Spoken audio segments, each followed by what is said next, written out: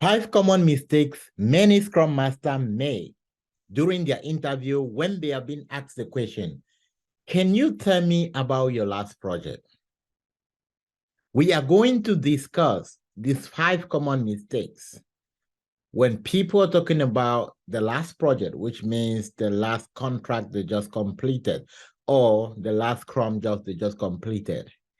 And then we are going to discuss what you need to say in the place of the mistake. And we'll end up by giving you 2 case studies. I'm going to give you one of the case study in a banking environment. I'll give you another case study in a health sector. And then I will give you another case study in a data migration environment. All right, what are the 5 different mistakes that people make?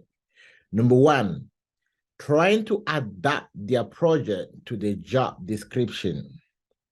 Number 2, assuming that as a Scrum Master, you work for the entire company. Number 3, not understanding the deliverable and the business value of the project you were working in. Number 4, not understanding team composition. And number 5, not understanding the type of product or teams that are supposed to make up your work environment. Welcome to the Scrum chat room with Dr. Francis Mbunya. And today we are going to discuss how you can progress and actually crush that interview with no stress. If you're new here, hit the subscribe button. For returning subscriber, just put a like, thumbs up. Make sure you're dropping a comment so that when I drop subsequent videos, you are going to be the first to actually have access to the video. Now, without wasting much time, let's go straight and deal with this issue. When you're being asked, tell me about your last project as a Scrum Master, what are you supposed to say? Now, the first mistake which I actually enlisted was the fact that many people read the job description and then they try to now adopt their case study based on that job description, which is not supposed to be the case. Now, as a Scrum Master, your strength is not in knowing what the company you're interviewing for is doing. You're supposed to know that. Your strength is in understanding what you were doing in your previous environment and how this can help them in their other environment. Just assuming you're coming to my house and then you want to tell me more about my house compared to me. That is what it looks like when you're trying to adapt your case study to the environment of the interviewer. All right. Now, the second mistake, which is assuming that you work as a Scrum Master, you work for the entire company. Many people often say that, oh, why working as a Scrum Master with, let's say, T-Mobile, for instance, I was helping the company with so many projects, I was facilitating. Now, as a Scrum Master, you don't work for the entire company. You work for a specific project or product. Remember, Scrum is a team base. So you might work with multiple teams delivering several business value, but you're not just, there's no specific rule as the Scrum Master of AT&T, and you are going to be working on so many things as a Scrum Master of AT&T. No. Number 3, not understanding deliverables and business value. Now, the value of Scrum is to deliver work incrementally. Now, when you deliver work incrementally, what you're doing is that you are delivering a business value. The different features or functionality you release to production or you release to the client at the end of every iteration or at the end of every sprint, they are called deliverables. So most often they can ask you, what are some of the deliverables that you were, what are some of the deliverables in your project?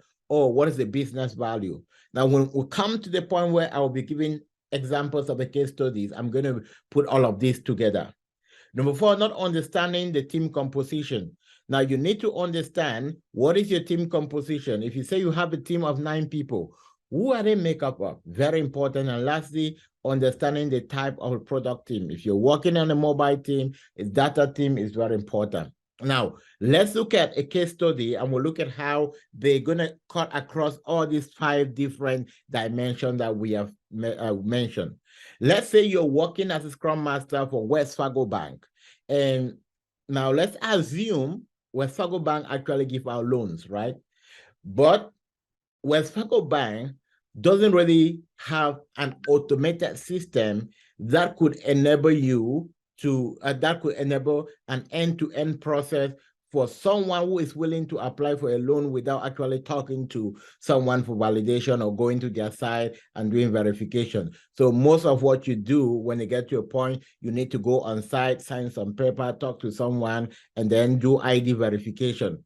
Let's assume that West Fargo wants to implement that system of automation. Now, what am I trying to communicate here? The reason they need Scrum Masters is not because they want them to facilitate events and remove impediments. Any company needing a Scrum Master is because they want to build a digital solution that can help improve their business value. So what takes you to be able to understand what a case study is like or what a Scrum environment is when you get into any company, your thinking is, what digital solution are they building that they're going to need developers to be able to build and test them? So you can say, why I was working with West Fargo, I worked with a team of developers and we're building an end-to-end application that could automate their loan processing system. As simple as that. Now, if you talk about loan automation, now the second thinking which you need to do when you were building this automation, were you working with a mobile team or a portal team? Right. Now, when enterprise company like big banks build solutions, we have multiple teams working on the same solution because it's a very big product. And that is why you see most of the big companies implement SAFe, right? So now your team can be working, let's say, on the portal. Portal means that it's a web-based application. And most often, your team might not be working on it from scratch. There's already an existing system. What we need to enhance is how to ensure that this system is automated. So in most of the cases, we are going to be building new functionality, right? For instance, we can be building the ID verification into the system where you can put your ID, the system can be able to pick out information from your ID and automate, verify, and pull out data from there and decide if you're qualified or not. If you're thinking about the team composition, ideally, I recommend people to go between 7 and 10. Now, for a web development team, a portal team, a way not to go wrong is to say, okay, always have an idea of, let's say, 5 full stack developers. Full stack developer means they can either work on the front end or the back end. And then you can have 2 testers that make it 5 plus 2, 7. Scrum Master, product owner, that make it a team of 9, right? Now, you can also have a DevOps engineer in your team that make it 10. All right. In a different video, I'm going to talk about the different roles and what actually can, what you can actually gauge to make sure that you're picking the right team or so. Now, let's look at another case. Let's look at you working in a health insurance environment. Now, for health insurance, one of their major concerns is how fast can we sell this? There's a lot of competition in that field. Most health insurance that are working with Scrum Master, they're working on building systems that could help effectively market their health insurance. And you realize in the health sector, they have what we call a lot of brokers that can market on behalf of companies, right? So most companies are building systems that can enable an average person to understand their product and to effectively market them on their behalf. So you can say, working as a Scrum Master with Blue Cross Blue Shield, I work with a team of developers and we're building a system that could help brokers marketing insurance on behalf of the company to effectively sell. So you build a marketing system, right? An automated marketing system into the back office of the brokers, right? That might be a bit complicated for you, but then this is the reason why, if you watch one of my last videos, I spoke about understanding what a Scrum environment is like, so that some of these languages do not become very strange to you, right? So you can build that system. That system now, it's what we call It's an automated portal where the broker can be able to market as if they were Blue Cross Blue Shield. They could provide code. They could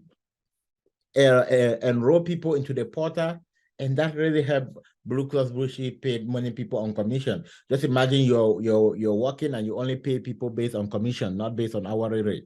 That's a big plus for them. Now let's look at data migration team, right? What is going to be a case for a data migration? Data migration happens in most of the cases where a company might buy another company and they want to move their data into their system, right? Or a company has a lot of data stored on hardware and they want to move it into the cloud. So you need to understand what are the migration tools or what are the migration systems. Most of the data can also move, like, let's say, Postgres. It's a widely used free database, some paid. Most companies might have their information in Postgres. They want to move it let's say they want to move it to DynamoDB. They want to move it to Amazon Cloud Services and other stuff. They want to move it to Event Hub, depending on where the company wants to really host the data. So now you realize that while you're giving, let's say, you say a product, my team is working on migrating data, you're already thinking about the composition of the team. It's a data team. So data teams are not going to be purely front and back end engineer. You're going to have data administration in there. You're going to have security analysts in there. You're also going to have business analysts in there because they're analyzing the entire system on how to move it to this system. So to keep it short and to keep it brief, you need to master, number one, your case study. If my case study has been on data migration and I'm working with a team which they are a full development team, how can I motivate myself to fit in that environment, not to go create another case study which is on the maybe software development, which I've never even imagined. In that case, I'll be doing myself a disfavor. All right, so if this was definitely helpful, I'm going to take this more in depth. And imagine if you're part of our Scrum training program and interview training program or a community of practice, you're going to have time to go through this in depth, help you to build that confidence, that solidness to stay in the market. This is the goal for everyone, for people who don't want to quit, for people who don't want any excuses. We're inviting you to enroll in our program. We give you 24/7 support, and we make sure that we hold your hand till you get there. For more information, check the description below. Simply send out the text. I'm interested in joining your community of practice where you help people stand out when they interview, when you help people understand what practicing as a Scrum Master is like. And we're definitely going to help you. Do not forget to subscribe and do not forget to like, and I'll see you in my next video.